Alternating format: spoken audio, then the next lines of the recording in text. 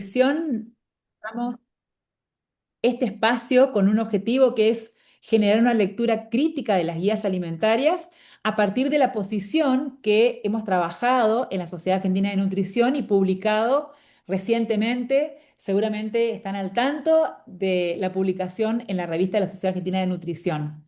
Sabemos que las guías son una herramienta central para la práctica clínica y para la salud pública, pero su impacto no depende solo de la evidencia que las sustenta, sino también depende de cómo se interpretan, cómo se comunican y también cómo las adaptamos a nuestro contexto. Entonces, lo que buscamos en este conversatorio es poner en diálogo distintas miradas para analizar, como su nombre lo dice, luces, sombras y desafíos en su aplicación. Hoy nos acompañan tres destacadísimos profesionales de la sociedad: el licenciado Sergio Britos, nutricionista, profesor y docente categorizado en investigación en la Facultad de Medicina de la UBA, es profesor en la Universidad Católica Argentina, es consultor en nutrición del Banco Mundial y director del Centro de Estudios sobre Políticas y Economía de la Alimentación, CEPEA. También integra la subcomisión científica y el consejo editorial de la SAN. La doctora Mónica Katz, médica especialista en nutrición, profesora titular de la Universidad Favaloro, directora de la Diplomatura en Obesidad de la Universidad Favaloro, fundadora de la Unidad de Trastornos Alimentarios del Hospital Durán de Buenos Aires y expresidenta de la Sociedad Argentina de Nutrición. Y la licenciada Silvina Tassat, licenciada en nutrición, integrante de la subcomisión científica de la SAN, coordinadora del Grupo de Trabajo de Seguridad Alimentaria y Rotulado Nutricional de la SAN, representa a la Sociedad de Nutrición junto con la doctora Mónica Katz en la revisión que se está llevando a cabo actualmente de las guías alimentarias para la población argentina, de las GAPA, que son realizadas por el Ministerio de Salud de la Nación. Y tiene una experiencia vastísima como licenciada en nutrición de más de 35 años en el área asistencial. Así que tres excelentísimos profesionales que han participado como coautores de la posición de la Sociedad Argentina de Nutrición nos convocan hoy para hablar de este tema. Si les parece, Mónica, Sergio, Silvina, comenzamos por la gráfica de las guías, que es probablemente el punto de mayor impacto en su interpretación. ¿Qué opinan de la gráfica de las guías norteamericanas? ¿Ven coherencia entre la imagen y lo que dice el documento? Sergio, ¿querés empezar? Como quiera, les estaba dando espacio a ustedes, pero bueno, a ver, creo que ese es uno de los aspectos probablemente controversiales de las guías alimentarias americanas. Eh, Creo que es la primera vez en la historia de la edición de guías alimentarias que eh, el, el- el, los dos organismos públicos americanos, como son el Departamento de Salud, el Ministerio de Salud americano, por un lado, y el Departamento de Agricultura de Estados Unidos, hacen en la introducción, en la primera parte del documento, toda una declaración acerca de los cambios y las correcciones y los acuerdos y los desacuerdos que como entidades gubernamentales tuvieron en relación con el informe que produjo el Comité Asesor de las Guías Alimentarias Americanas. Y ahí se exponen una serie de acuerdos totales, parciales o desacuerdos, y en verdad la minoría de estas declaraciones tienen que ver con los acuerdos totales. Vale decir que las entidades gubernamentales plantearon serias discrepancias con el informe técnico del Comité Asesor de las Guías Alimentarias, y a partir de allí se hicieron una serie de modificaciones. Y eso quedó plasmado en la gráfica de las guías alimentarias. Creo que causó sorpresa en muchos ámbitos el famoso tema de la pirámide invertida, en donde se observan algunas discrepancias efectivamente con los contenidos del informe del comité asesor, particularmente el énfasis en la iconografía, me refiero, de las proteínas de origen animal por sobre las proteínas de origen vegetal, la presencia, por muchos considerada excesiva, de grasas saturadas o de alimentos con contenido de grasas saturadas que normalmente o que mucha evidencia señala la importancia de su moderación en la dieta. La ausencia en la gráfica de un grupo de alimentos o un tipo de alimentos que creo que en todo el mundo estamos en los últimos años promoviendo, como es el caso de las legumbres. Es decir, algunos de estos detalles han sido muy evidentes en la iconografía propuestas por las guías alimentarias y efectivamente esto precisamente habla de algunas discrepancias como las que manifestaba en un primer momento, ¿no? Creo que son los primeros meses, la guía alimentaria americana fue lanzada, si mal no recuerdo, en los últimos días de enero, con lo cual estamos a 2 meses y medio, casi 3 meses de su lanzamiento. Todavía hay un camino por recorrer en cuanto a la apropiación de los mensajes que se transmiten a través de la gráfica por parte de la población. No me quiero, no quiero abundar más como para poder aprovechar el espacio con Mónica, con Silvina y las otras preguntas que hayan, ¿no? ¿Quieren aportar algo más al respecto, Mónica, Silvina? Muy corto, acuerdo totalmente con Sergio, absolutamente.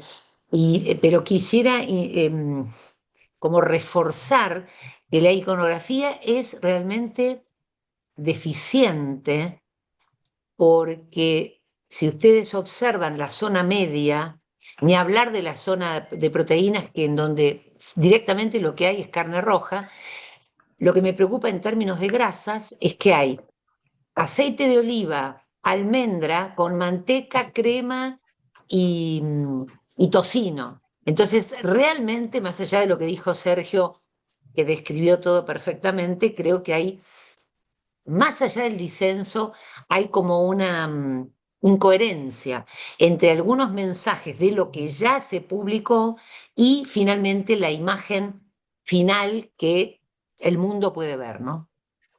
Que además confunde muchísimo porque no existe consenso ni del consumo de carnes ni del consumo de grasas saturadas. Así que realmente estamos todos muy sorprendidos. Silvina, ¿algo que quieras Yo aportar? creo que también estoy de acuerdo. No, no, estoy con sonido, ¿no? ¿Se escucha? Sí, Sí, se sí, se escucha, escucha. Silvina. Hola, hola. Yo Se además de escucha. estar de acuerdo, por supuesto, con Sergio y con Mónica, lo que a mí me hace mucho ruido, primero la pirámide invertida, como dijo Sergio, el tema de que esté al mismo nivel la manteca que el pescado. Es una cosa que, y la carne roja y el queso duro, y la incongruencia que hay entre las imágenes y el contenido del documento técnico, donde por un lado tenemos eso que es lo que se ve y que es lo que la mayoría de gente interpreta, que es la imagen visual, y el contenido del texto donde habla de no superar un 10% de grasas saturadas. Sí, sí, hay una coherencia total. Uh -huh. Sí, Avanzando. precisamente es ese concepto que está mencionando Silvino es uno de los puntos probablemente más fuertes en esa incoherencia, ¿no? Porque algunos de los propios autores del documento técnico elaborado por el comité asesor plantean que cuando uno mira la gráfica y además lee el mensaje de que las grasas saturadas deberían estar por debajo del 10%, hay cierta duda respecto de cómo con los alimentos que se transmiten en la gráfica se pueda llegar a tener una dieta con menos de 10% de grasas saturadas. Y además, como decía Silvina, el hecho de que lo que la gente en líneas generales mira es la imagen, ¿no? El documento lo leemos los especialistas, pero no lo lee la gente común, ¿no? Entonces, con más razón la importancia que debería tener la correlación entre la imagen y el documento.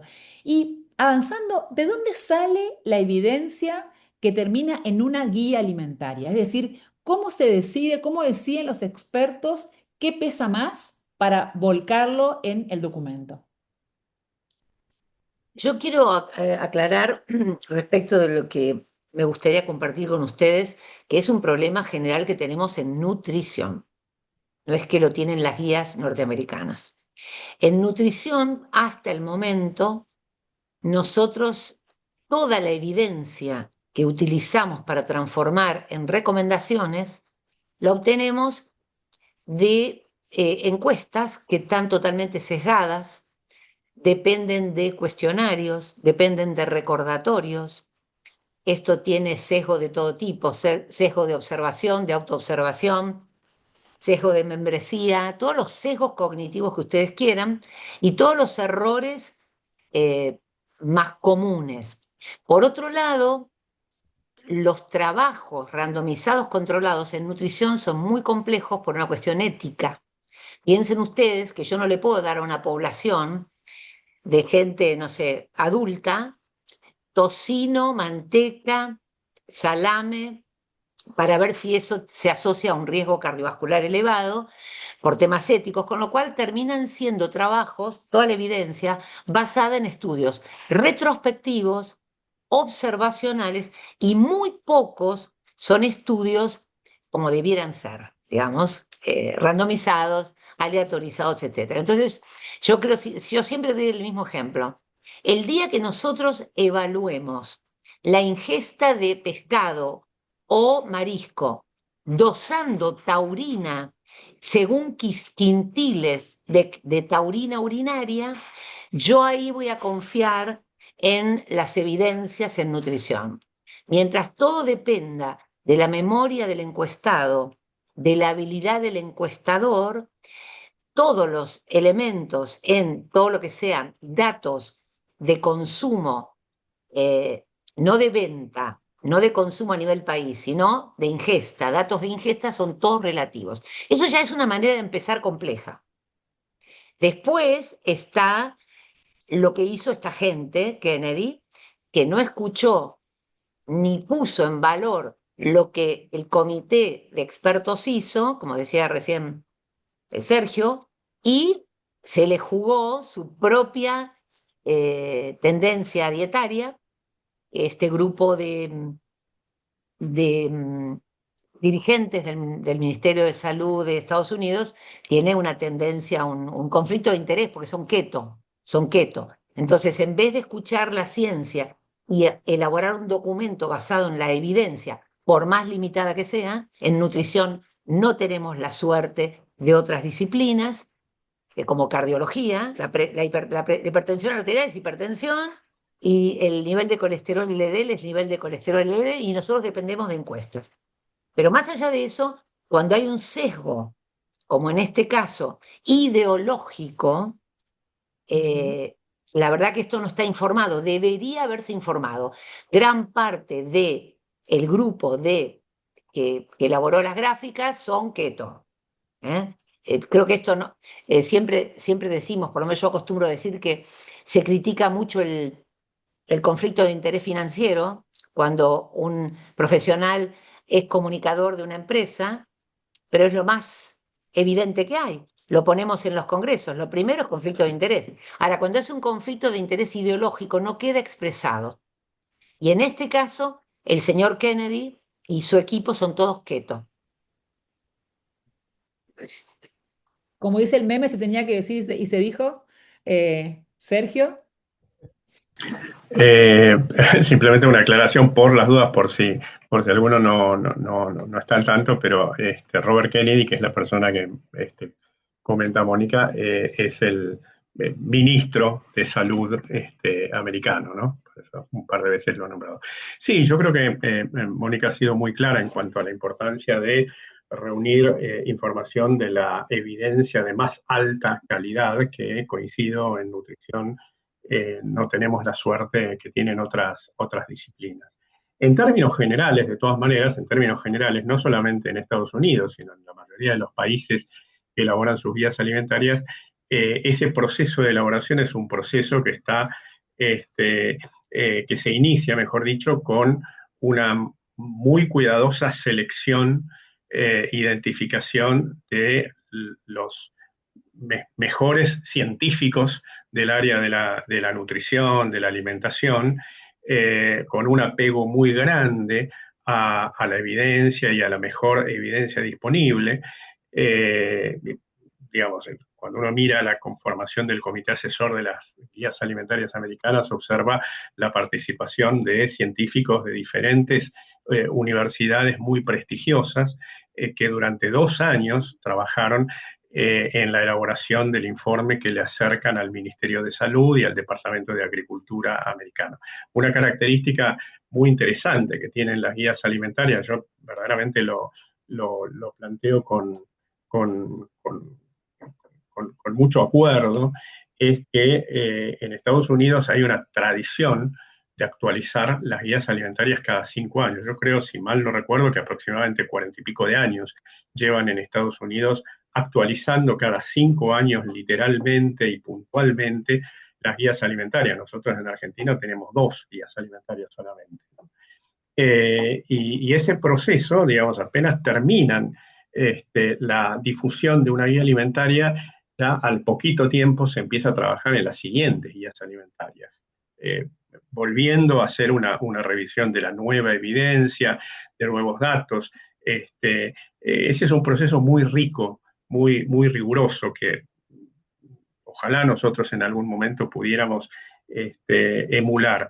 Y por otra parte, una característica particular, y yo adhiero muchísimo a esta particularidad, de hecho lo comento en mis clases, es que en Estados Unidos, fíjense ustedes, que hay prácticamente una paridad en cuanto a la propiedad de las guías alimentarias entre 2 áreas gubernamentales. Por un lado, el área de salud y por otro lado, el área vinculada con los alimentos y con la alimentación, como el Departamento de Agricultura de Estados Unidos. Nosotros en Argentina tenemos una muy pobre tradición de tomar verdaderamente como un actor relevante en el proceso de elaboración y actualización de guías alimentarias a el área de agricultura, ¿no? No es solamente Estados Unidos, hay otros países en el mundo que también tienen la tradición de tomar muy en cuenta, muy en serio, el rol que tiene el área de agricultura, de alimentación, en la toma de decisiones en nutrición. Esto es algo que también caracteriza a los procesos de elaboración y actualización de las guías americanas. Pero, Ahora, Sergio, una sola cosa, pero Sergio no sirvió de mucho, es decir, el equipo de expertos es absolutamente indiscutible y sin embargo la bajada de las guías tuvo el sesgo de quien dice yo mando aquí y yo pongo lo Sí, que sí, quiero. ¿Sí? sí. En a esta eso venía ocasión sí, la por eso yo pregunta. decía, cuando empecé a intervenir, decía, bueno, en términos generales, el proceso suele ser de esta manera, ¿no?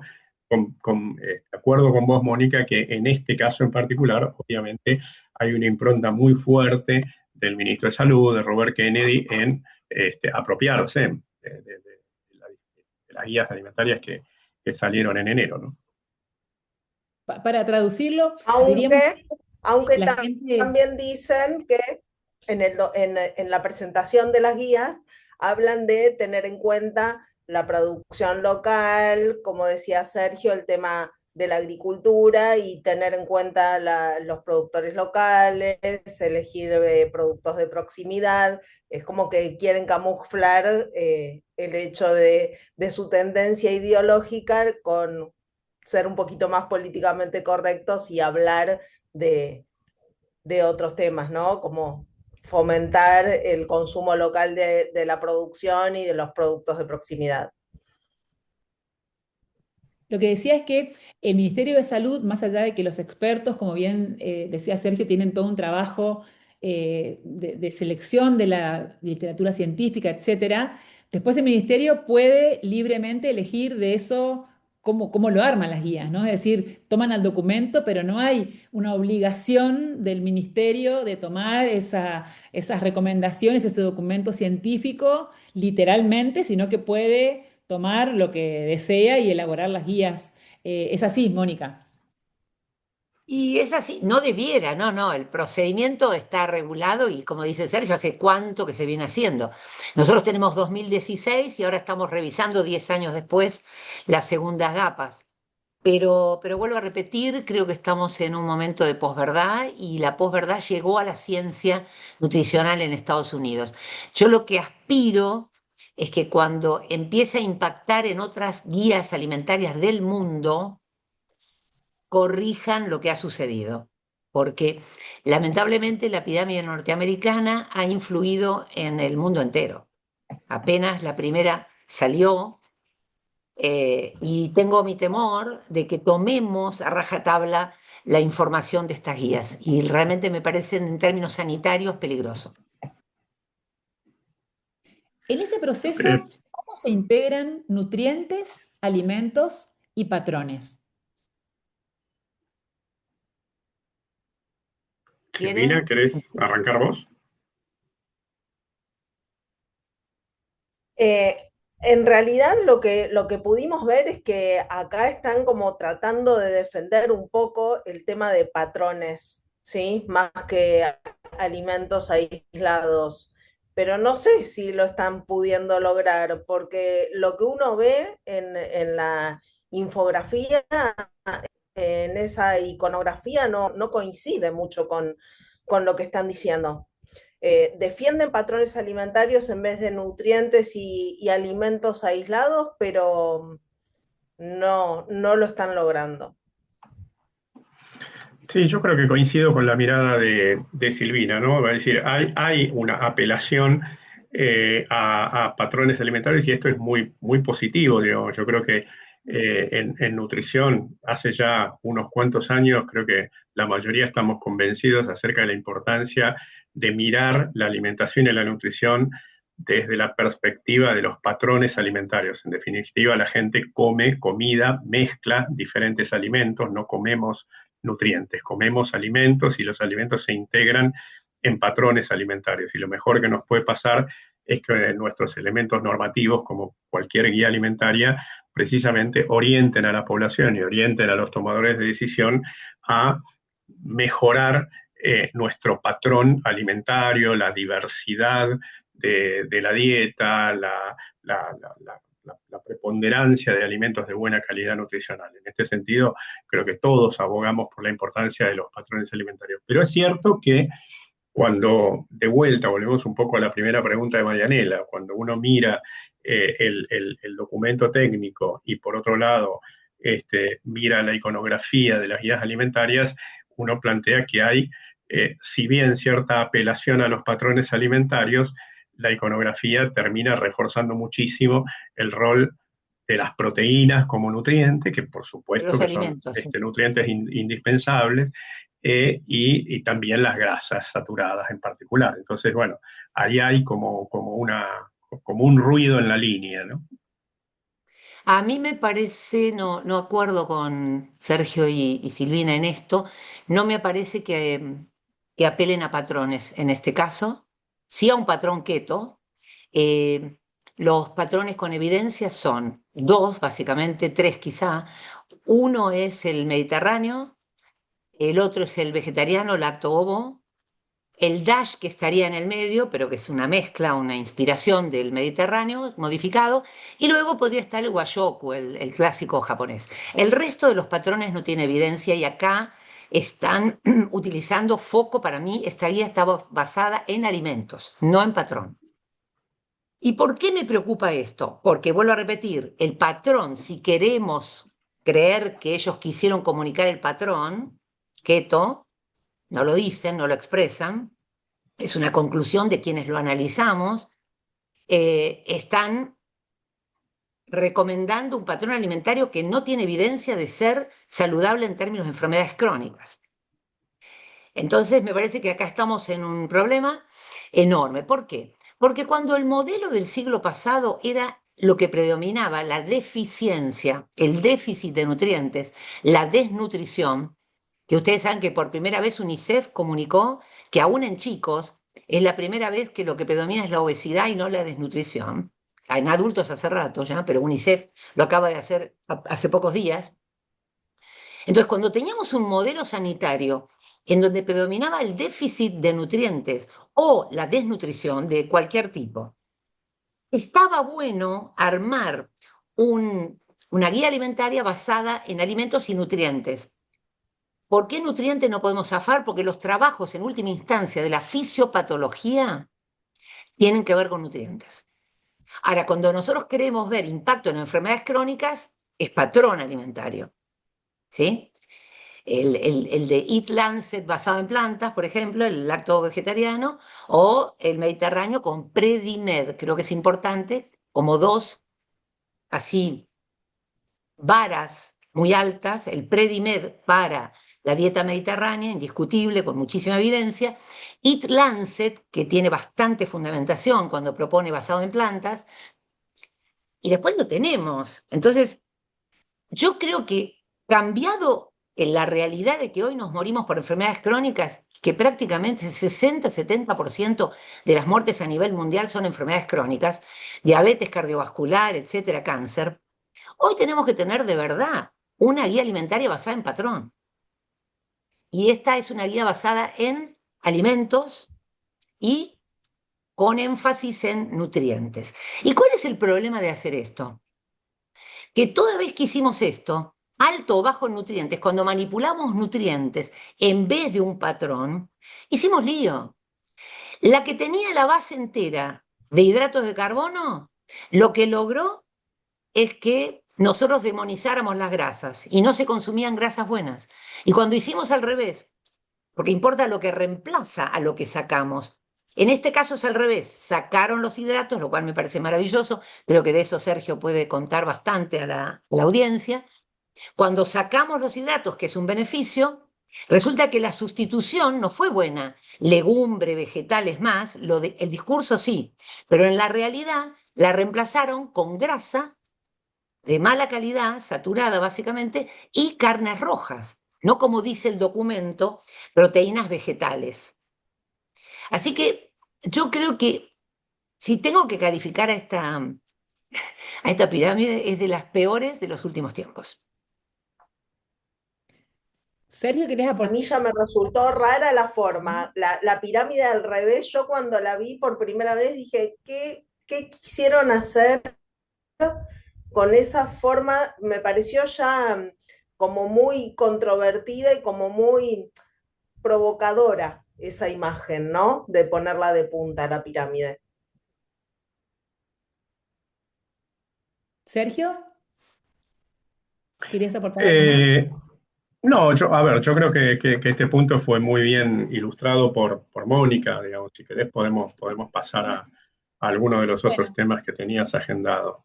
dale. Si pensamos en grasas, proteínas e hidratos, ¿dónde ven hoy más riesgo de mala interpretación con respecto a la pirámide? Y ligado a esto, el vaivén histórico entre grasas y azúcares, algo mencionó Mónica, ¿cómo impacta hoy en la confianza del paciente? Es decir, ¿cómo hacemos con el paciente adelante cuando un día le decimos que la grasa es mala, otro día le decimos que el azúcar es mala? Ahí creo que es territorio de Silvina y que está mirando. Bueno, yo creo que todo da lugar a mala interpretación. Los tres macronutrientes, las proteínas, las grasas y los hidratos. Y por todo lo que venimos diciendo, ¿no? Porque las proteínas de la recomendación de 0,8 pusieron a nivel poblacional, lo subieron de 1,2 a 1,6 para población general. Eso ya no es una buena medida, porque no podemos extrapolar a la población general una recomendación de casi duplicar la cantidad de proteínas, sabiendo que tenemos enfermedades cardiovasculares, enfermedad renal no diagnosticada. No me parece una buena medida aumentar de esa medida la cantidad de proteínas. En cuanto a las grasas, como estamos diciendo, las grasas preponderantemente, a pesar de decir no más del 10%, lo que vemos en la gráfica son carnes rojas al nivel del queso duro, la manteca, el tocino. La información es muy confusa. Y en cuanto a los hidratos de carbono, el documento nos habla de comer más vegetales y frutas, de comer legumbres, de comer el grano entero. En varios puntos habla del grano entero, pero en la imagen no se ve. Entonces creo que los tres macronutrientes están implicados en una confusión muy grande y que si nos confunde a nosotros, imagínate a los pacientes.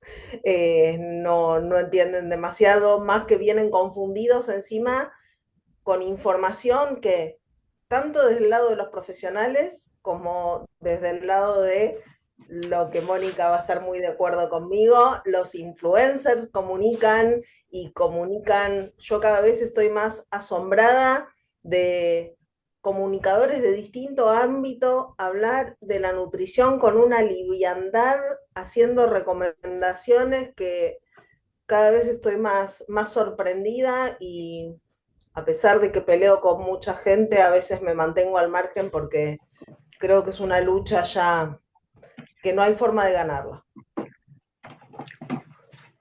Lo preocupante de lo que dijo Silvina, con lo que acuerdo absolutamente, es la crisis de confianza del consumidor. Porque ya de por sí, ciencia es cambio, y es difícil explicarle al paciente que no es mentira lo de ayer cuando la ciencia cambia, porque la ciencia genera verdades transitorias. Esa es la ciencia maravillosa, ¿no? Pero el problema es que de por sí en nutrición todo es más complejo que en otras áreas como cardiología o diabetes. Y entonces, en este caso, esta guía particularmente, con la gran influencia que tiene en el mundo, le va a dar letra a todos aquellos que quieren usar y abusar de recomendaciones que no tienen evidencia para transformarse en estrategia sanitaria. Yo creo que lo grave de esto, de lo que dijo Silvina, es la crisis de confianza, que no solamente tiene que ver con el influencer. El influencer aprovecha la crisis de confianza porque, como decía Humberto Eco, generate un enemigo y tenés seguidores, ¿no? Yo te digo que la manteca es el enemigo y tengo todos los seguidores anti-manteca. Esto es una estrategia que la van a usar siempre los seguidores, que lo que quieren es número de gente. El problema es la crisis de confianza que va a generar esta pirámide. La crisis de confianza del consumidor me preocupa mucho y sobre todo porque las empresas de alimentación todavía no son parte de la solución.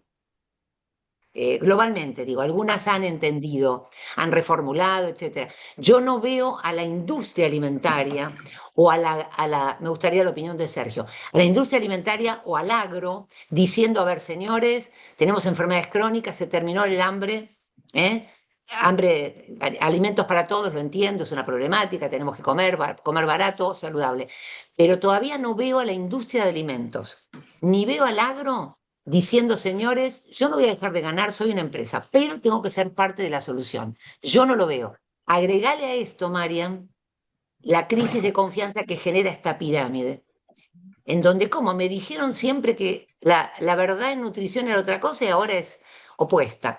Estamos frente a una gran crisis científica, ¿no? Con esta pirámide. Bien, empiezo por lo último, después quería aportar una reflexión.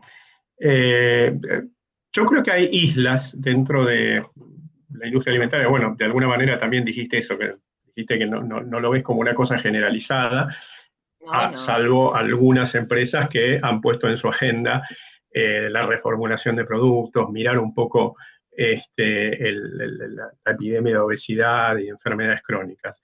Creo que hay algunas islas en la industria alimentaria que verdaderamente han puesto, repito, en la agenda estas cuestiones y como cosa general me parece que el resto de la industria evidentemente no está poniendo esto en una línea de prioridad.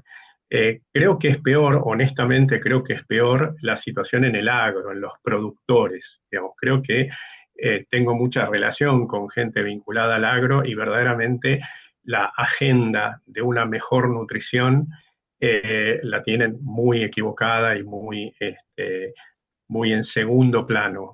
Y eso a mí, cuando tengo la oportunidad de hablarlo con algunos representantes del agro, se los planteo y me parece que es muy preocupante. Digamos. Creo que el agro está absolutamente desentendido de la cuestión vinculada a la nutrición. Pero también creo que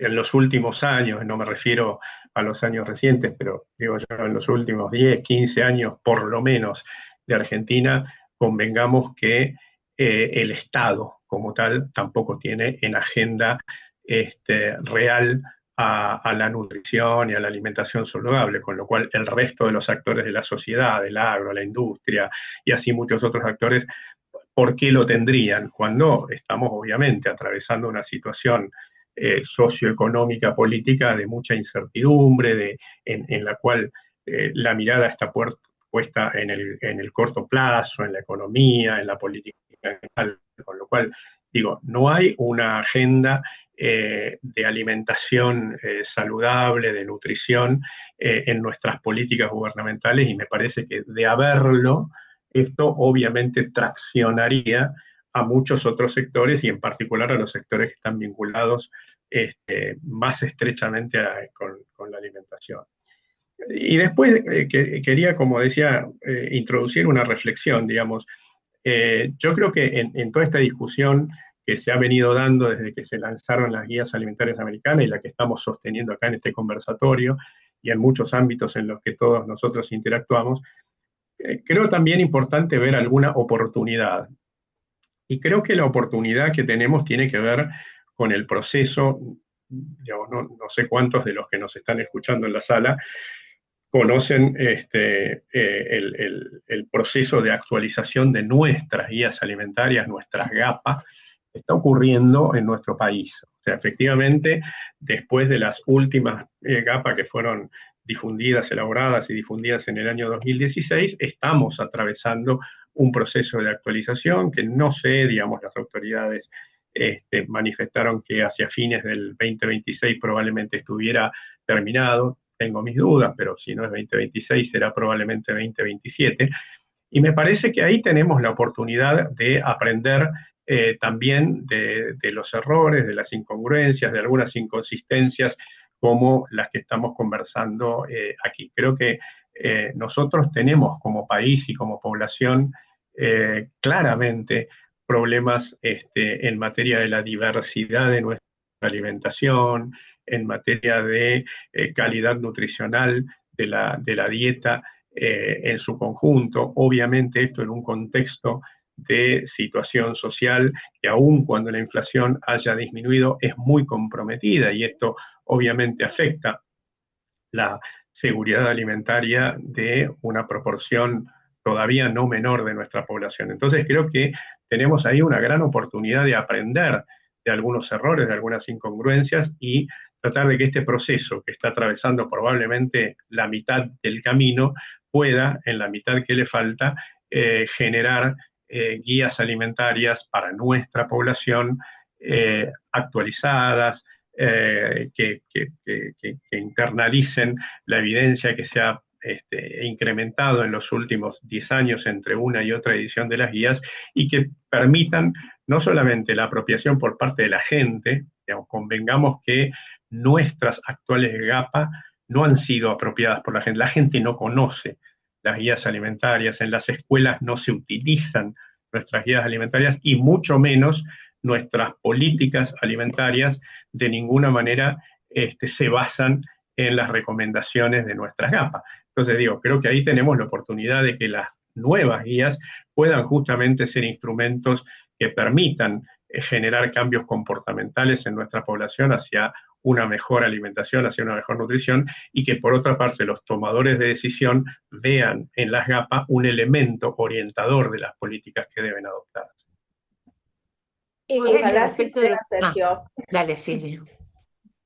Yo creo que diría amén, ¿no? Porque deseo que así sea, después de haber atravesado el proceso de la Ley de Promoción de Alimentación Saludable, donde tanto quisimos hacer y donde no se pudo, y donde, como vos bien decís, en las escuelas debería existir por la misma ley 27.642 educación en nutrición en las escuelas y en todos los niveles educativos, y no lo estamos viendo. Realmente deseo que todo lo que vos estás diciendo, y que claro que es una oportunidad, que así sea, que se recoja el guante y que desde todos los niveles donde vamos a poder aportar podamos hacer fuerza para que esto sea una realidad, ¿no? Yo quería abordar, estoy de acuerdo con Silvina, me encantó tu mirada optimista, Sergio, te admiro. Pero nosotras que no pudimos, ¿te acordás, Silvina, cuando estábamos con la ley de alimentación saludable, etiquetado frontal para todos ustedes? Pedimos, levantamos la mano primera, ella o yo, no me acuerdo quién de las dos, directamente hicieron caso omiso de las preguntas que mandamos. Es decir, pero bueno, la mirada de Sergio siempre hay que dejar un pedacito de optimismo. No, yo lo que quería decir es que hay una parte en que sí me siento tranquila y estuve revisando qué porcentaje en el mundo de los consumidores le dan bola a las guías, pero no argentinas, en el mundo.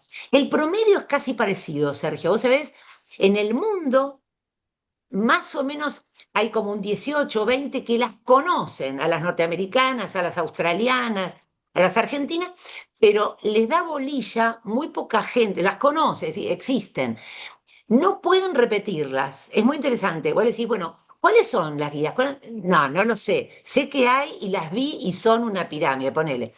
Y el 25% la usa de vez en cuando, pero en Australia inclusive, para comprar, como para decisión de compra. Así que eso sí es un consuelo argentino, que no es que están mejor en Australia o en Estados Unidos. Con lo cual lo que está diciendo es que quizás tire una bomba. Quizá las guías no son muy útiles, quizá la guía fue una intención del siglo XX y quizá necesitamos algo más para que el consumidor en boca de urna, entre comillas, tome mejores decisiones, ¿no? Podríamos decir entonces si tiene sentido seguir dando recomendaciones ideales cuando vemos que en la práctica las personas en realidad no las pueden sostener. Uf, qué pregunta, ¿no, chicos? Silvina, Sergio, qué tremendo eso, qué preguntón, qué preguntón. Yo seguiría, yo sé, ahí me pongo optimista, me pongo Sergio. Yo soy optimista y entiendo que sí hay que hacerlo, pero como en un trabajo que hicimos en la SAN, lo presentamos en la SAN, hay una frase que yo uso siempre: no se trata de no saber qué hacer, se trata de no poder hacer lo que se sabe. Si vos vas al lugar más carenciado de Argentina, con gente sin primaria completa, yo te firmo, Marian, que salís con un micrófono y les preguntas, ¿qué es mejor? ¿Papa frita o ensalada? Te van a decir ensalada. No se trata de no saber qué hacer. Yo creo que el problema va más allá de la recomendación. Se trata de no poder hacer lo que se sabe, porque culturalmente no está adecuado, porque el bolsillo no lo puede pagar, porque no tienen 3 hornallas para hacer un poco de verdura hervida, la carne o el arroz. Es decir, me parece que hay un montón de brechas tremendas que alejan a la gente de poder seguir adelante con las recomendaciones. Pero no obstante, creo que hay que hacerlas. Yo creo que un desafío enorme de Argentina, Sergio, vos que estás más metido en eso, hay que armar un patrón alimentario argentino saludable. Este es el desafío para mí. Si yo fuera ministra de Salud, yo juntaría a la gente que sabe y le diría, ¿es posible armar un patrón alimentario saludable argentino? Así como hay un Mediterráneo, y empezar a trabajar eso. Entonces sería más fácil comunicarlo con platos argentinos, con platos típicos argentinos, aunque sea hechos con ingredientes argentinos y todo lo demás. Me parece que la guía alimentaria sirvió desde la década del 70, apareció la primera norteamericana. ¿Cuántos años son? Soy discapacitada de matemática, de 70 al 26. Y como 50 y pico, ¿no? Bueno, tenemos 56. medio Sí, siglo sí. de guías, platos, ollas, pirámides. ¿Cómo se llamaba? Era la que hacía, la que hizo la DIN, Óvalo, tuvimos nosotros un óvalos, óvalo. intentando, no, pero está bien, hay que rescatar, intentando graficar más sencillo, y en 50 años no pasó demasiado, y de hecho les pido que lean, hoy no, decidimos no presentar material gráfico, pero hay un trabajo maravilloso nuevo, 2025, que muestra que en Estados Unidos las guías alimentarias desde que aparecieron no se acompaña de disminución ni de enfermedad cardiovascular, ni de diabetes, ni de obesidad, ni de ninguna enfermedad crónica. Con lo cual, evidentemente, las guías no serían una herramienta nutricional, no digo que no sirvan, demasiado eficaz. O por no uso, o por la barrera cultural, o por la barrera económica, o por la comprensión, o por la complejidad de la graficación para llevarla a la práctica.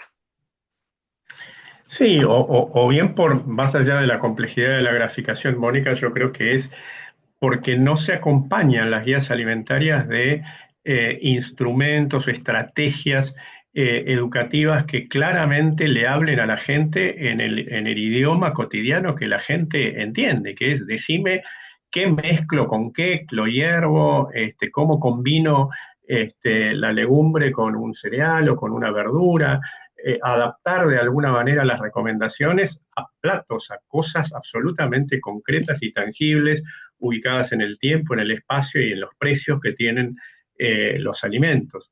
Yo creo que ahí hay una gran deuda de nuestra historia, no solamente de guías alimentarias, sino también de educación Gastronómica, sí, alimentaria y nutricional, educación, ¿no? sí. O sea, no, Educación, no yo estamos... creo que educar eh, es la base de todo esto. sí, sí. Para poder Yo creo llegar que a algún resultado satisfactorio, mínimamente satisfactorio, y que esto pueda llegar a tener alguna difusión, es en la educación. No hay otra. Educación desde las escuelas y educación en cada uno de nosotros, poniendo nuestro granito de arena en cada lugar de trabajo en donde estemos. sí, y también volviendo un poco a la pregunta que lanzó Marianela y a la primera reacción de Mónica, yo creo que obviamente no nos queda otra y tenemos que seguir produciendo guías alimentarias y recomendaciones, y esas recomendaciones que tienen que estar basadas en el mejor estándar de evidencia que existe. Pero claramente después tenemos que traducir esas recomendaciones al mundo real y a la economía real y al ambiente y al entorno sociocultural cotidiano de la gente, y por otra parte los tomadores de decisión y las políticas alimentarias y nutricionales son las responsables de poder llevar esa mejor evidencia y esas recomendaciones ideales a cosas más tangibles y más accesibles y más asequibles por parte de la gente. Digamos, me parece que ese es un Absolutamente, camino pero no se hace, posible. Sergio, ¿te acordás que no se No, no hace? se hace No totalmente. se hace y eso deja todo un trabajo riquísimo en la nada, en una especie de limbo científico bueno, que no es utilizado después de un trabajo enorme. Ujú. Así es. Sí, Les sí. pregunto, vamos a algo que no está en las guías, no está al menos en la iconografía, que son las calorías o alimentos discrecionales. ¿Qué hacemos hoy con este concepto? ¿Sigue siendo útil en la práctica? ¿Qué les parece el hecho de que no esté representada directamente en la pirámide?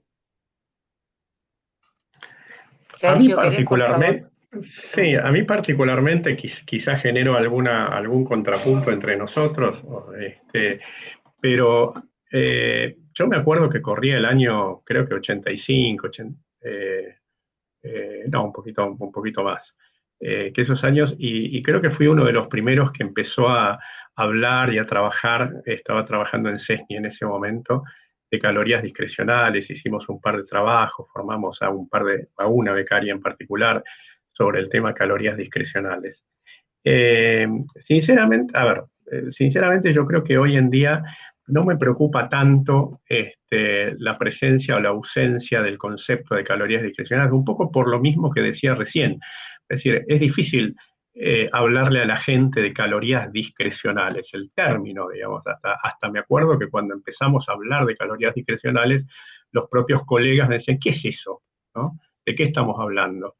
En realidad yo creo que la gente quiere escuchar, o por lo menos está más dispuesta a escuchar hablar de cuáles son los alimentos más nutritivos y los alimentos menos nutritivos, y en todo caso, cuál es el espacio en la dieta, cuál es la proporción aproximada de la dieta que es recomendable no pasar con alimentos poco nutritivos. Vale decir, a mí particularmente hoy en día, y habiendo trabajado sobre el tema de las guías, perdón, sobre el tema de las calorías discrecionales, hoy en día es un concepto que honestamente yo no lo estoy manejando, me gusta más hablar de cuál debiera ser la proporcionalidad de una dieta, de un patrón alimentario saludable, ideal, y cuál es la proporción de esa dieta que no debiera sobrepasarse en términos de alimentos poco nutritivos.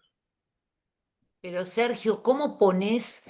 A ver, yo tengo el siguiente concepto en la vida, ¿eh? La ausencia tiene más peso que la presencia a veces. Un elefante en la sala, Moni. Claro, cuando yo saco directamente de una pirámide que se supone que toma el universo de lo que la gente debería comer, consumir en términos cotidianos, semanales o habituales, y no incluyo nada, ¿eh? Nada, absolutamente. eh, a mí me parece que es complicado porque la gente no termina sabiendo qué hacer, salvo que lo coloques luego en mensajes muy concretos o ejemplos de ¿Sí? platos muy concretos, porque va a seguir estando. Vos imaginate que en el mercado argentino creo que somos los campeones de consumo de galletitas, 15 kilos per cápita, y también de alfajores. Y por ejemplo, no existen en esta pirámide nada de ese tipo, ¿sí? Entonces me parece que de alguna manera hay que comunicarlo. Hablo de Argentina, ¿no? Al momento de comunicar en la Argentina, no sé lo que va a hacer el ministerio, pero llamarlo como quieras, discrecionales, indulgentes, lo que vos quieras. Pero si no lo ponemos, va a estar todo lo que comen más esto. El mensaje de qué parte, como dijiste vos, qué parte de la alimentación del patrón tienen que ser esas calorías que tienen exceso de azúcar, exceso de calorías, de lo que fuera, grasa saturada, pero bueno, está al servicio de la indulgencia. Porque si no lo ponemos, Sergio, ¿cómo lo saben? No, ¿Qué yo no dije, proporción? Loco. yo no dije de dejarlo ausente, simplemente me No, refería no. al concepto de calorías discrecionales, digamos. Yo cuando suelo hablar de esta cuestión me refiero a los alimentos poco nutritivos de la dieta. Otra gente obviamente los identifica con el nombre de moda desde hace algunos años, que son los alimentos ultraprocesados, que no es necesariamente lo mismo que alimentos No, no poco es lo mismo. nutritivos en la dieta. No. O sea, yo no digo que no deban Pero no estar, crees, hmm, ¿no crees que hay que sí, expresar algo? sí, sí, a través, como vos misma dijiste, a Es que través de algunos mensajes concretos. En las GAP anteriores estaban como de consumo ocasional. Claro, pero son Sí, 10 sí. años atrás. Hay que ver qué va a hacer el ministerio esta vez.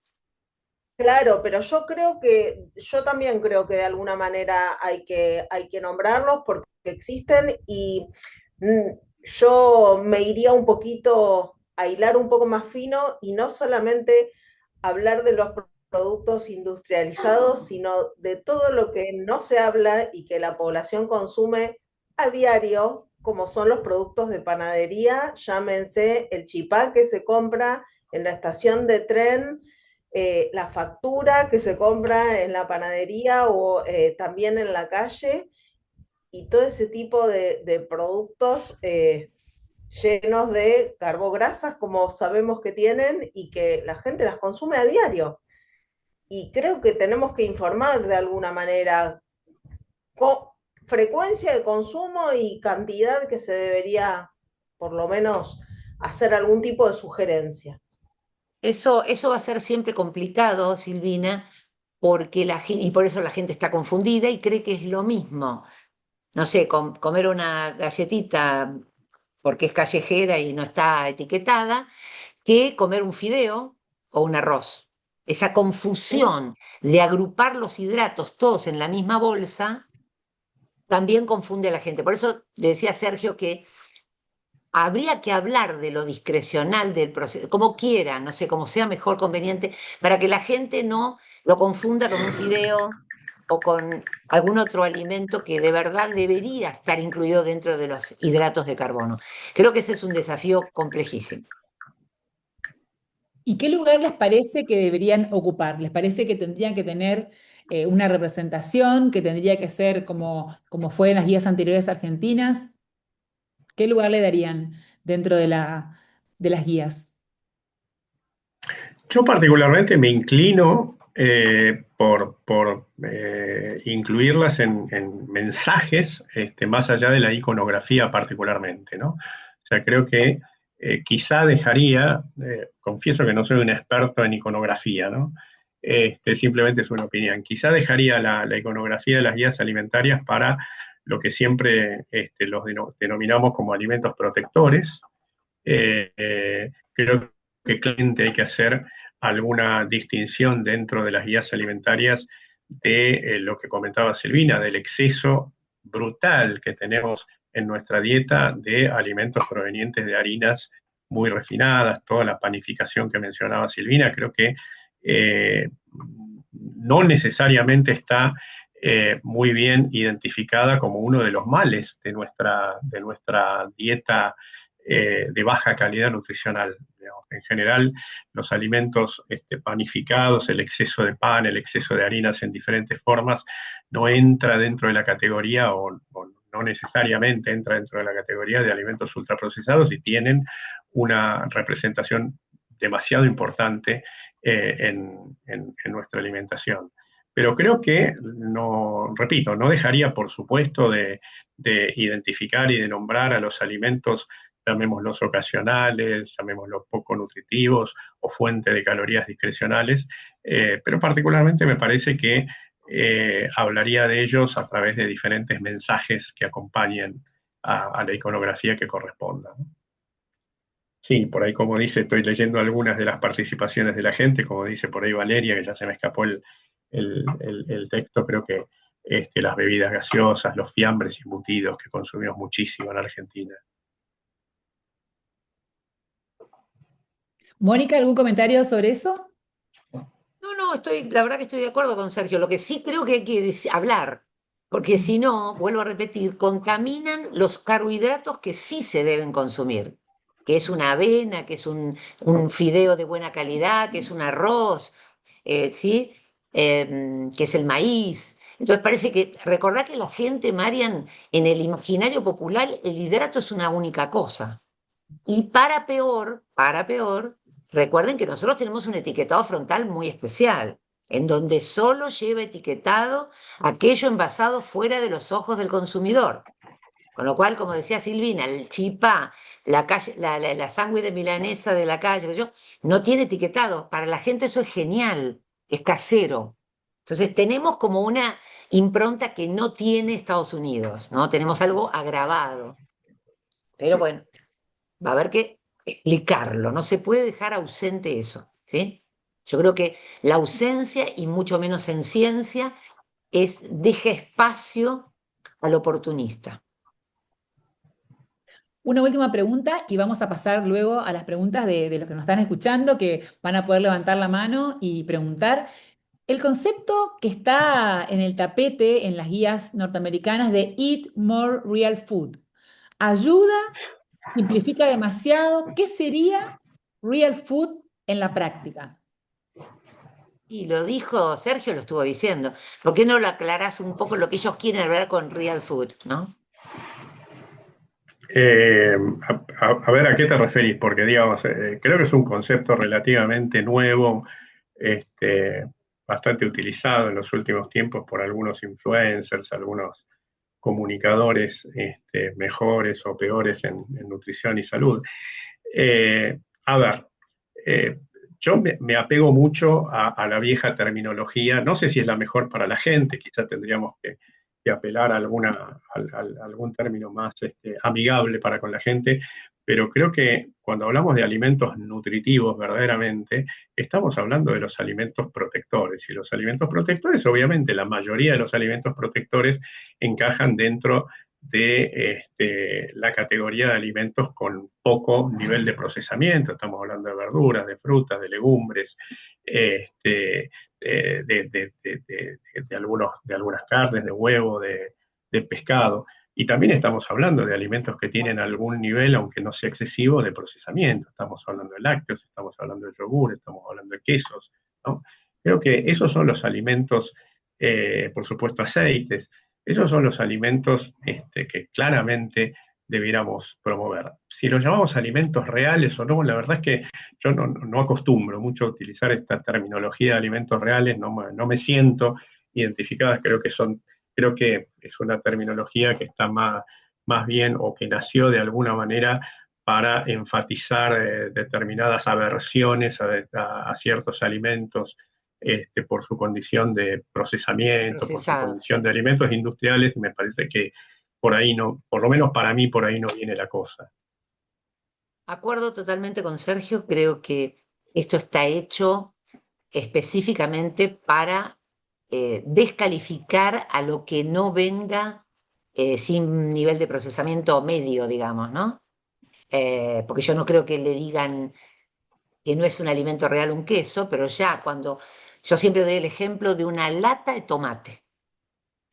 Para ellos no es alimento real. Para mí una lata de tomate es alimento real, es real food, ¿sí? Es real food.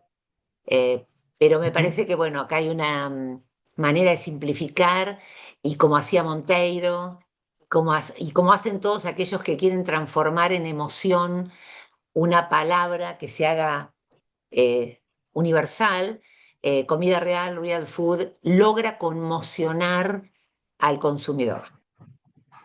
Y recuerden que lo que no es real es el enemigo y cuando creo en un enemigo tengo seguidores. Tal El cual. concepto habla un poco cuando uno se pone a investigar de dónde salió todo este movimiento eh, de alimentos reales, y a mí yo digo, ¿cuál alimento sería irreal? ¿No? Pero ellos fundamentan como que te tenés que fijar que tenga el menor grado de procesamiento posible, y si tiene algún nivel de procesamiento que no tenga más de 5 ingredientes. Y hablan de, por ejemplo, vegetales, frutas, legumbres, semillas, grano entero, legumbres, aceites y, bueno, estas cosas que vos Lácteos, decías, Sergio, supongo que de leche, alguna carne con poco leche, ¿no? procesamiento, lácteos también, ¿no? Pero es como decíamos, ¿no? Que la industria parecería ser el enemigo, y yo siempre digo que una leche sin pasteurizar, la verdad que es un riesgo epidemiológico muy grande, ¿no? Entonces, son conceptos que son muy lindos como conceptos, pero en la realidad no tienen ningún fundamento, porque además nadie tiene una vaca en el fondo de la casa para ordeñar. Ni tampoco una huerta, que a mí me encantaría tener, y logro tener un par de cosas nomás y no mucho más porque no vivimos en un campo.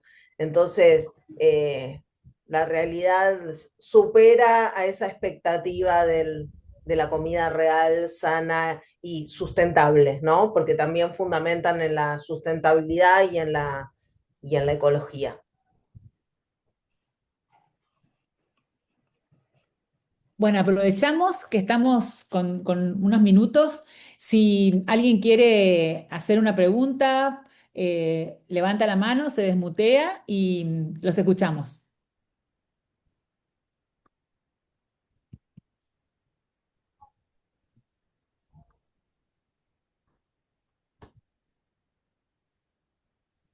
Bueno, mientras tanto, mientras alguno prepara una pregunta, les pregunto, a partir de estas guías, ¿les parece que hay algo concreto que cambiaríamos en nuestra práctica clínica desde mañana? ¿Hay algo diferente que podamos tomar como Sí, luces, ¿no? sí, Hablamos mucho de la sí, sombra. Marian, A ver, yo creo que el mensaje más potente, aunque como decía Silvina, acuerdo que es como extraño esta cosa de la invertida, una pirámide invertida, yo creo que el mensaje de reducir carbohidratos es fundamental.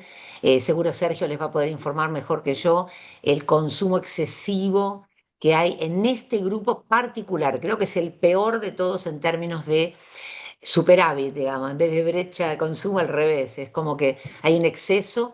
Nuestros colegas del país, nuestros correligionarios, nuestros compañeros de territorio argentino, desayunan con hidrato, almuerzan con hidrato, la media mañana es con hidrato, meriendan con hidrato, cenan con hidrato y después de la cena comen hidratos de carbono. Y no estoy haciendo diferenciación de calidades ya acá, sino que hay un exceso. Con lo cual el mensaje más potente, más interesante es, señores, hay que reducir el consumo de carbohidratos. Ese me parece un mensaje muy potente.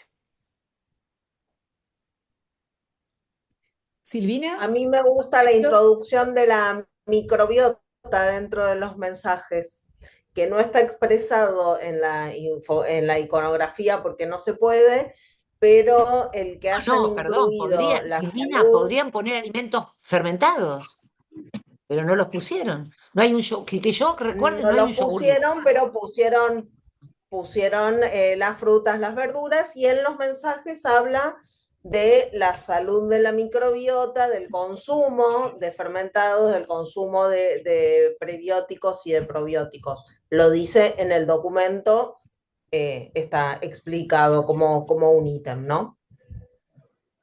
Yo creo que hay varias cuestiones en el documento interesantes que no fueron de ninguna manera priorizadas en la famosa pirámide invertida, ¿no? Este es uno. Hay una sección pequeña, pero una sección al fin del documento que se refiere precisamente al microbioma, y esto no aparece, si bien aparece, hay un dibujo del yogur, por ejemplo, Mónica, y por supuesto están todos los alimentos que aportan fibra a la alimentación y que contribuyen a la diversidad de la microbiota, pero desde el punto de vista gráfico tienen como una representación menor.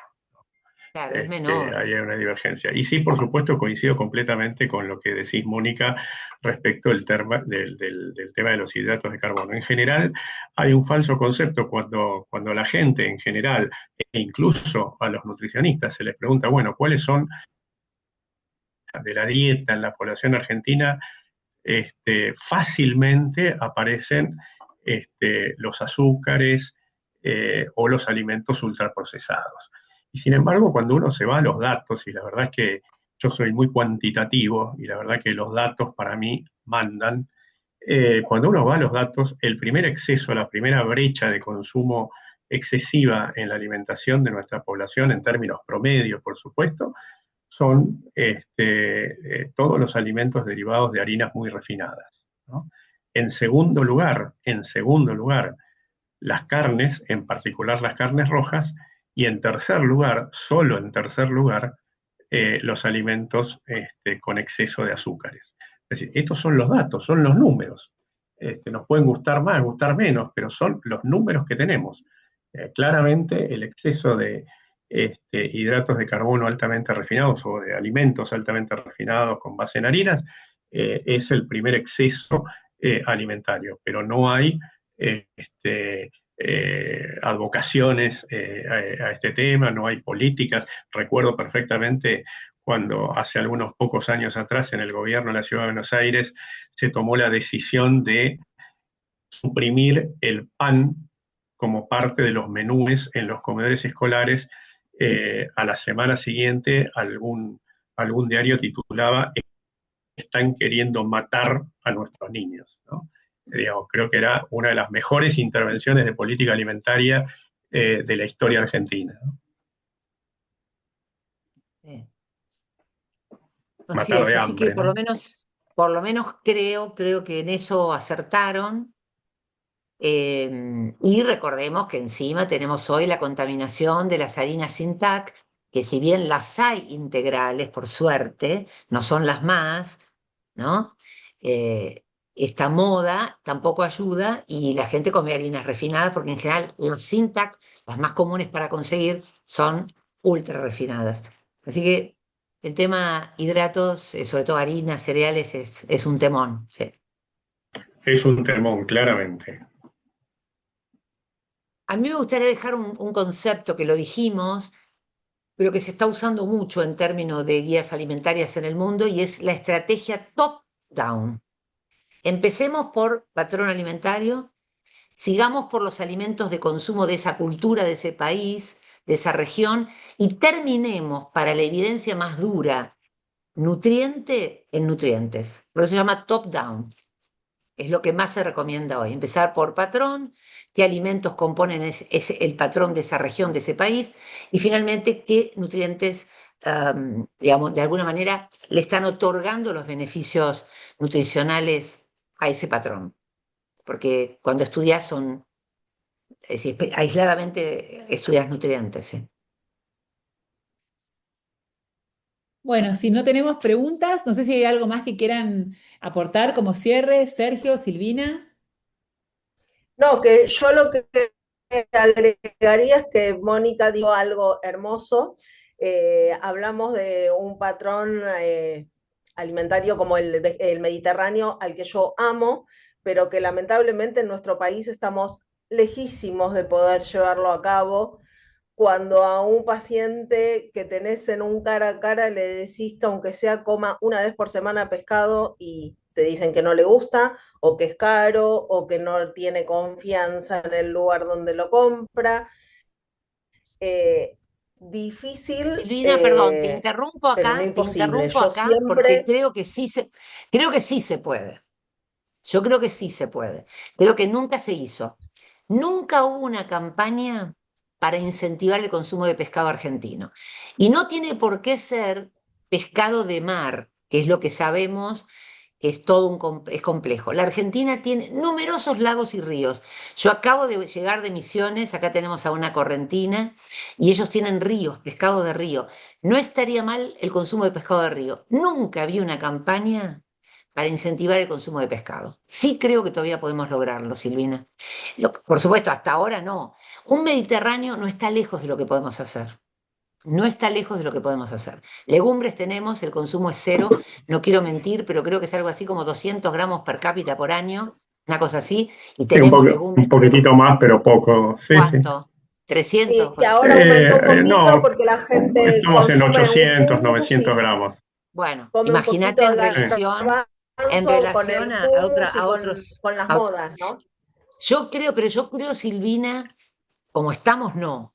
Creo que es absolutamente posible reinterpretar un patrón alimentario argentino saludable inspirado en el Mediterráneo. Inspirado, inspirado. No vamos a tener pescado de mar, tendremos más pescado de río, legumbres tenemos, pastas tenemos, fruta, verdura, producción tenemos. Creo que sí podemos, porque es el que más evidencia tiene de salud. A mí me parece que sí, yo por eso te decía, si yo tuviera un cargo, pondría un grupo de expertos a ver cómo se puede traducir, reinterpretar un patrón alimentario mediterráneo con alimentos argentinos. Hace Creo que es muchos años una tarea que estuve vale la pena. en una, hace muchos años estuve en una reunión del, ya me perdí si era Ministerio de Agricultura, Ganadería y Pesca o cuál, porque acá los ministerios cambian de nombre todos los años y con todas las gestiones, donde promovían el día 19 de cada mes como para consumir pescado. Y yo intenté, desde mi pequeño lugar, llevar a cabo eso de comer pescado que es día 19, aunque sea una vez por mes. Eh, Creo que mis peores publicaciones fueron cuando publiqué algo con pescado, Mónica. La Bueno, quizá hay que gente empezar a no se hacerlo. engancha con el pescado. No, no, Yo no, no me yo Silvina canso, estoy de acuerdo lo con vos. sigo. No, Silvina, estoy de acuerdo con vos. Lo que creo es que es una gestión que vale la pena intentar. Y la Y no es importancia de solamente la con, Por y no es supuesto, con una publicación nuestra, ni tuya, ni Sergio, ni pero mía. no, yo soy No, quizá con, un grano de arena en el No, no, desierto, menos interesante, aún interesante. todavía. Pero me Pero te parece que puedo si decir tuvieran que vocación, si tuvieran estaría vocación, como lo han hecho buenísimo, con la carne de cerdo, Silvina, con la carne ¿sí? de cerdo la instalaron. Y el ¿Te acordás pollo, cuando estaba eh, cara la carne de cerdo? Porque el pollo estaba caro, no me acuerdo y el si pollo, fue el con consumo de Cristina o qué. era pollo, lo que afrodisíaco, aumentó en que los últimos años es increíble también, por lo Por económico, por eso, lo accesible, por lo fácil de exacto. preparar, por un montón de claro, motivos, pero no, pero eh, no porque haya habido una campaña al respecto. No, campaña ¿No? Yo no. creo no, que, sin creo que campaña. muchas veces las campañas pecan de informar más de lo que comparado con cómo se hacen las cosas, ¿no? Me parece que eso es el componente que faltan de muchas de nuestras estrategias educativas en alimentación. Decirle a la gente cómo hacer las cosas, ¿no? La gente sabe que una fruta tiene vitaminas, que una naranja tiene vitamina C, que es bueno comer una ensalada. Digamos, creo que hay que decirle cómo, con los recursos que tenés a mano, con la disponibilidad de Tal alimentos que cual. hay, con la accesibilidad cotidiana a los alimentos, realmente se pueden hacer las cosas. Si Y no, es yo más fácil una galletita. Claro. claro, Igualmente, Como vi por ahí en un chat que alguien puso y le doy la razón, la accesibilidad de un alfajor, que Mónica hablaba del consumo de alfajores que cada vez es más alto, que quizá entre un trabajo y otro es accesible, es económico, y en un almuerzo se comen 2 alfajores y siguen de largo y se llenaron la panza. Sí, sí, pero digo que son campañas que hay que hacer. Yo nunca vi una campaña, no la vi. De lo único que vi campaña en un tiempo que nos encontramos o con vos, Silvina, o con Sergio, no me acuerdo, era del Ministerio de Economía en términos de consumo de fruta y verdura. Sí, estuvimos Algo juntas en hicieron con esa eso, ¿te reunión, acordás? sí. Sí. Sí, sí, sí. hablaba de Más educación. frutas y verduras se llamaba el programa. Pero no lo miden, no lo miden, no miden impacto para cambiar la campaña, para tener una estrategia diferente. No tenemos la costumbre de la medición del impacto de las estrategias. Entonces, siguen haciendo estrategias que no tienen impacto y les parece que hicieron, entonces no hagamos más porque no hay cambio. En un Ujú. momento, quería comentar algo con respecto a la educación en Corrientes, en un trabajo que hicimos en comedores comunitarios, íbamos a comedores que quedaban cerca del río y los pescadores que pescaban pescado de río lo vendían, no lo consumían ellos. Lo pescaban, pero lo vendían. Es decir, que esto de la educación, ¿no? No tiene que ver solo con Claro. la disponibilidad, sino que si no lo No, no es tienen dentro de disponibilidad. de su Es lo que alimentación, decía Sergio, no es pueden disponibilidad. obtenerlo, pero no lo van a consumir. No es disponibilidad sola, no, no digo que no sea, ¿no? Así que hay mucho para hacer. Participé, Yo creo que lo que me quedo es que hay muchísimo para hacer todavía. Hay mucho para cambiar, tenemos mucho para hacer como sociedad y como, por supuesto, cada uno de nosotros.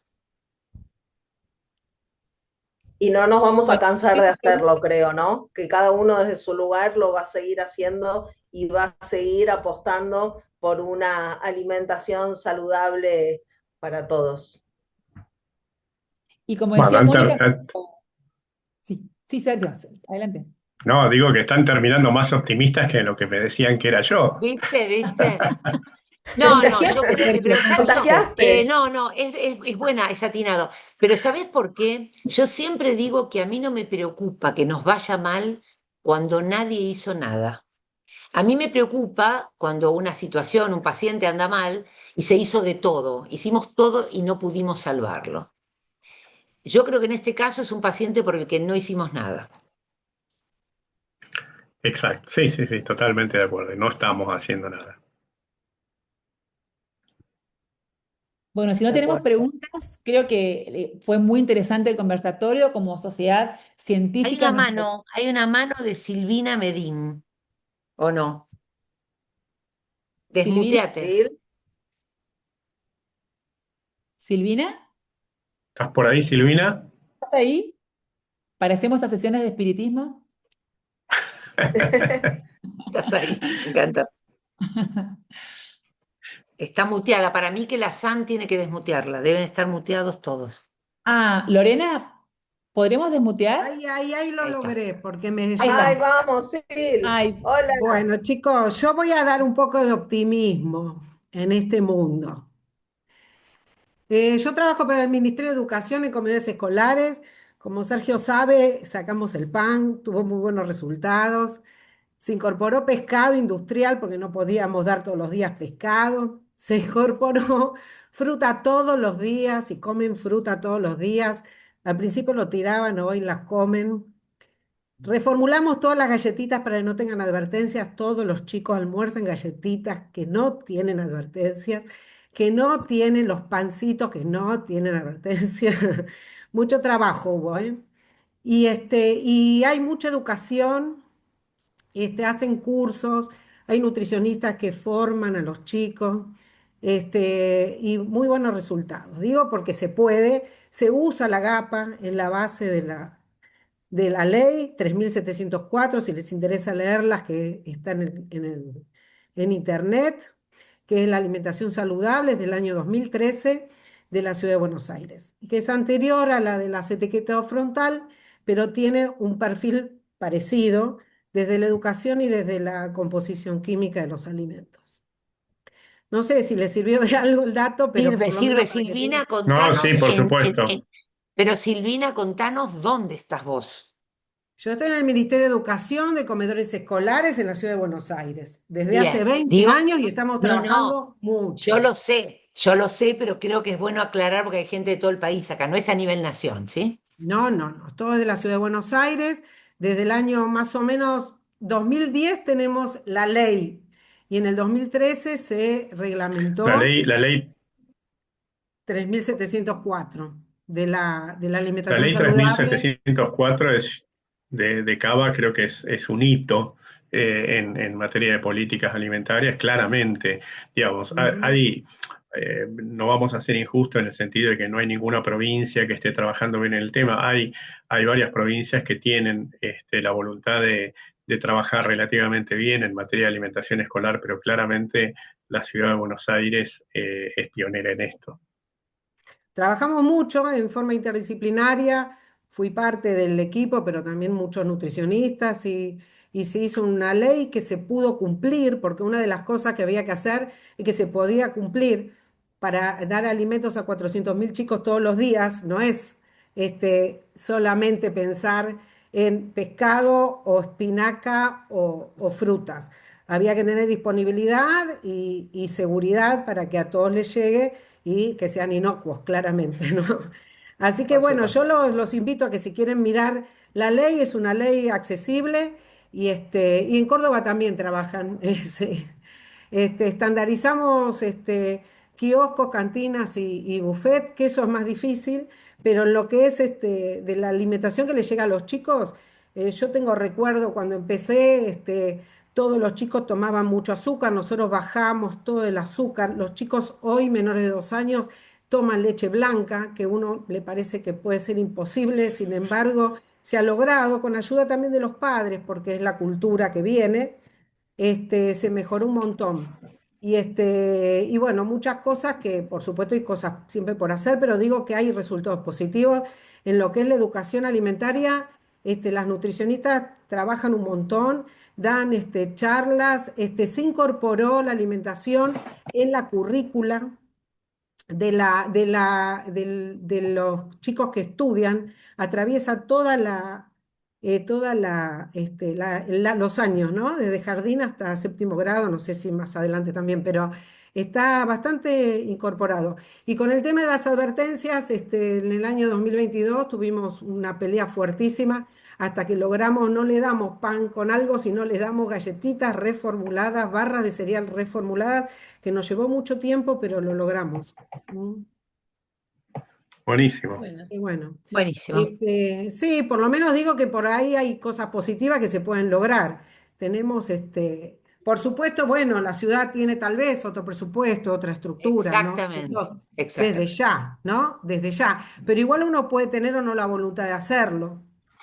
Mira, Este, yo Absolutamente. hace muchos años me habían Son las dos pedido cosas, que haga una,